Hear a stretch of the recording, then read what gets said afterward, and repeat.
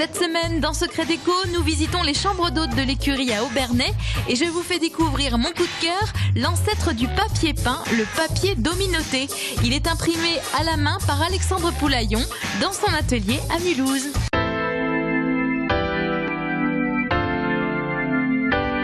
Alors Katia, qu'est-ce qu'il y avait avant? Pourquoi vous avez choisi d'appeler ces chambres d'hôtes l'écurie?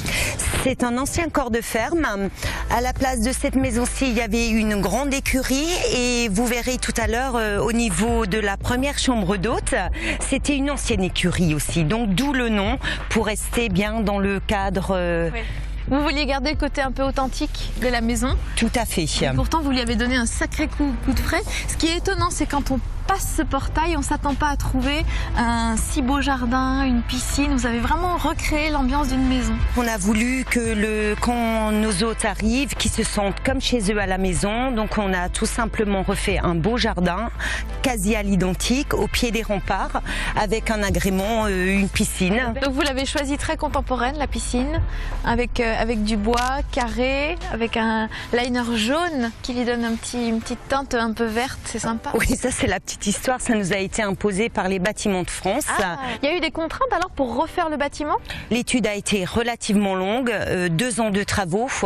On a dû vraiment respecter l'architecture de la maison originale. Donc elle était aussi haute que ça? Vous n'avez rien rajouté?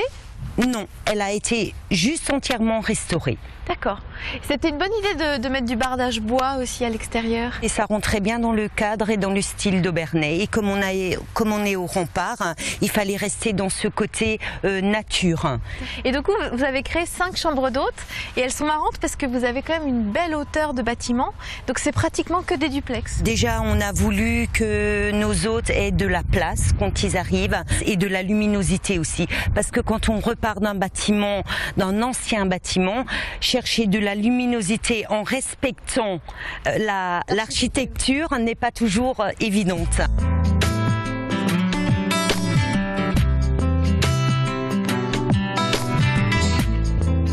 C'est une chambre très féminine, je dirais, Katia. Et alors, c'est marrant, vous avez choisi d'associer 2 couleurs, le bleu et le rose. C'est une bonne idée, ça. 2 couleurs bien pastel, elles vont bien ensemble. Rose et bleu donnent ce côté charme justement aux chambres d'hôtes, avec des petits cœurs blancs partout. Le sol est amusant aussi, on dirait un pont de bateau. C'est un stratifié? Tout à fait, il a fallu mettre un stratifié avec un pont de bateau puisque la continuité allait dans la salle de bain. Il fallait trouver un compromis entre un séjour et une salle de bain. Il fallait un revêtement qui tienne l'eau. Et donc du coup, ce sont des lames fixées entre elles et le joint vient faire la liaison entre les lames. C'est vraiment un joint pont de bateau. Exactement. Qui résiste à l'eau. Et les meubles alors, ce sont des meubles anciens? Ce sont des meubles qui viennent du village des antiquaires à Benfeld, qui ont été chinés et qui ont été lasurés d'après les couleurs des chambres. Donc c'est eux qui vous les ont lasurés? Tout à fait. Chouette.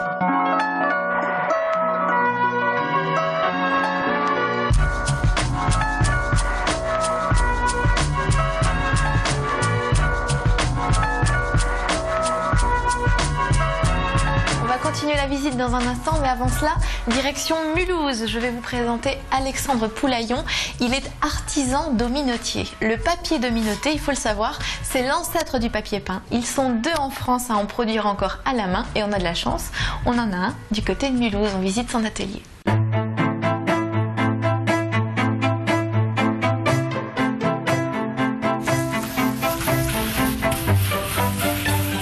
Papier dominoté, pour être simple, là c'est en fait l'ancêtre du papier peint. Avant qu'ils aient inventé le rouleau, on va dire, de papier, le papier sans fin à la fin du XVIIIe siècle, les dominotis imprimaient des feuilles à la planche et au pochoir. Et donc ils faisaient soit des petits motifs comme ça, répétitifs, qui étaient utilisés pour couvrir des livres en attente de reliure, et aussi ils faisaient des grands motifs à raccord comme ça, qui reboutaient les uns aux autres, faisaient des grands décors.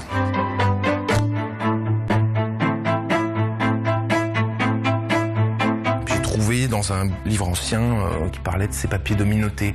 Et donc je me suis renseigné, je suis allé au musée du papier peint de Rixheim évidemment. Donc j'ai rencontré monsieur de Fabry, monsieur Jacquet, pour qu'il m'explique un petit peu ce que c'était que ces papiers dominotés. Et puis donc là ça a été tout de suite un coup de foudre, quoi. Je me suis dit ça c'est quelque chose, quoi. Et ça avait disparu depuis la fin du XVIIIe siècle, donc une histoire pas croyable. Enfin tout était intéressant, quoi. Alors de formation, moi je suis peintre décorateur. Mes parents avaient une entreprise de store et d'enseigne, donc ils fabriquaient des enseignes peintes à la main, des stores aussi, dans tous les lettrages. Donc j'ai eu envie de faire ce métier-là.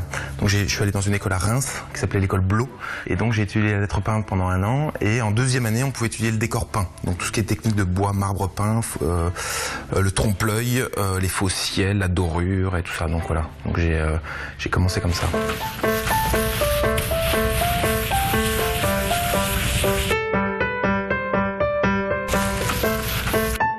Donc là, les premières planches que j'ai faites, c'était toujours pareil, en essayant de travailler comme ils le faisaient avant, donc avec des bois de poirier, fruitier. Et donc ensuite c'est ancré avec une encre grasse. Et ensuite on pose la feuille, hein, contrairement aux techniques 19e comme Zuber par exemple. On pose la feuille par-dessus et on appuie. Et ensuite, quand on a des modèles avec plusieurs couleurs, c'est colorisé avec des pochoirs. Après, ce qui m'a toujours fasciné là-dedans, c'est surtout au 18e, c'est la modernité des motifs. Ça, c'est les couleurs d'origine du motif qu'on voit derrière là.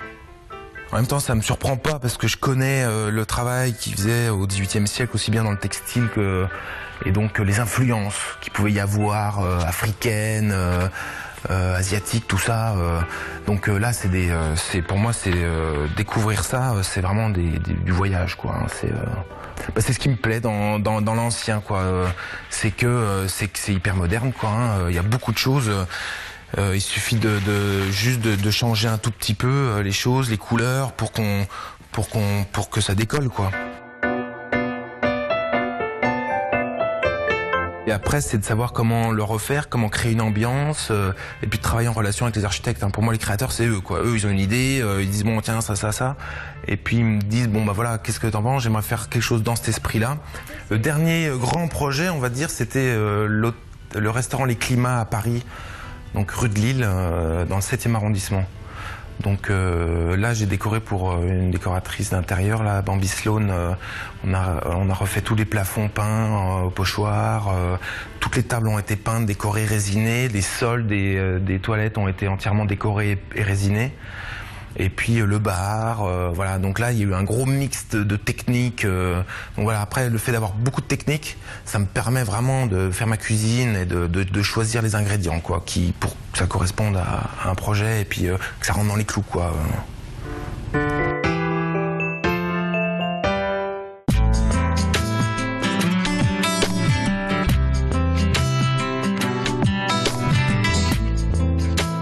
De retour dans l'écurie, dans ces chambres d'hôtes à Aubernais. Alors Katia, là on est dans la chambre des mecs, hein. Exactement. Donc des couleurs marron et plein d'autres éléments qu'on verra après, très masculins. Moi j'aime bien cette niche là que tu as soulignée, juste avec une différence de couleur, un petit beige. Mais il a fallu donner une profondeur au niveau de la pièce et puis un peu de chaleur, puisque tous les murs sont en blanc. Nous avons aussi un sol en carrelage.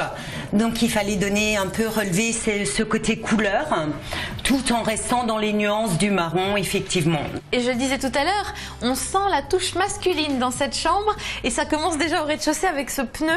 C'est quoi comme voiture ça, Katia? C'est une Bugatti Veyron.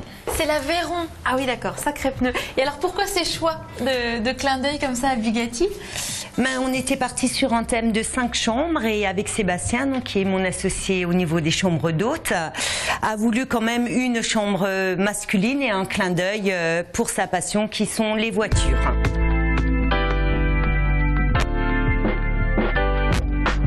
Oui, elle a vraiment beaucoup de caractère cette chambre, et j'aime beaucoup ce mur que vous avez gardé, le mur d'origine. C'est une très bonne idée. Et c'est un mur en pierre qui a été simplement restauré.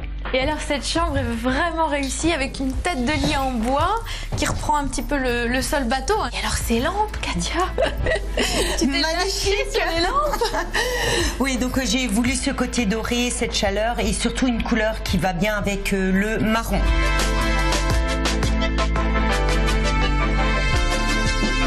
Et alors c'est quoi? Oh bah alors là, c'est le pompon.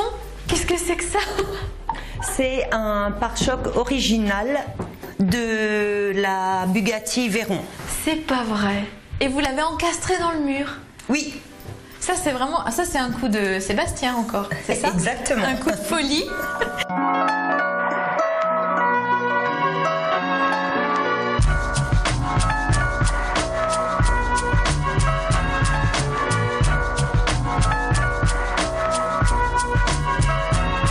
Katia, j'ai une mauvaise nouvelle, ça va être l'heure de se quitter malheureusement. Ben, je te propose, Caroline, de m'accompagner. Il y a peut-être une surprise qui nous attend à la sortie. Oh, moi j'aime bien les surprises. Eh ben ça c'est de la surprise alors. Bon ben voilà, Caroline. Je vous présente Sébastien. Bonjour, plus connu sous le nom de Booba. Qu'est-ce que tu nous as ramené là? Mais elle est magnifique. Bah, je vous ai ramené le modèle, la Bugatti numéro 501, prototype qui a été conçu à Molsheim. Incroyable, c'est la première Veyron, c'est ça? La numéro 1. Waouh! Oh, dis donc, t'en as des amis. Ouais. C'est chouette ça. Du coup, je comprends mieux la thématique. La passion de la chambre. Ah, la Bugatti. Thématique Bugatti dans la chambre, c'est vraiment ta passion, les voitures. On aime bien. C'était une grosse passion par rapport à avant et maintenant on a un peu changé. On s'est...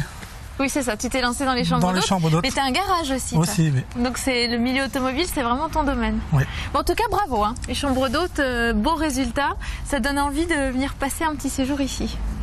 Tu m'emmènes faire un tour? Avec plaisir. Ouh, j'ai de la chance. Bon, n'oubliez pas, vous avez le site internet alsace20.tv pour revoir l'émission. Vous avez aussi le blog secretdeco.blogspot.fr. Ouh, j'ai de la chance. Je vous dis à la semaine prochaine.